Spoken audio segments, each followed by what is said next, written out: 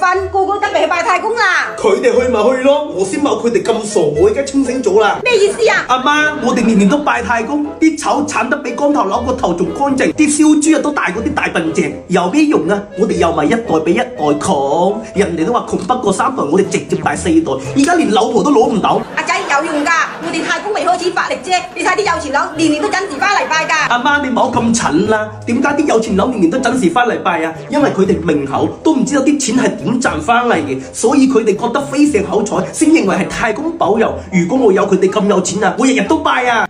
你醒少少啦，就算啲有錢佬有錢係因為太公保佑，我哋燒豬又有，鏟山酒比佢哋鏟得仲乾淨仲落力，點解我哋太公乜唔保佑我哋？點解我哋太公要為難我哋啊？點解我都準備攞唔到老婆咯，太公仲唔發力啊？係咪因為我哋對太公太好啦？就好似人與人之間咁，對太好反而唔珍惜啊？好似又係喎。咁咪咯，同做人一樣之嘛，俾啲面色俾太公，餓佢1年半載，佢就知錯，佢就開始發力噶啦。有時候一條路走唔通，就要反住嚟走，知道冇？我明白啦。咁我瞓覺啦。一個日本喎，兩個日本喎。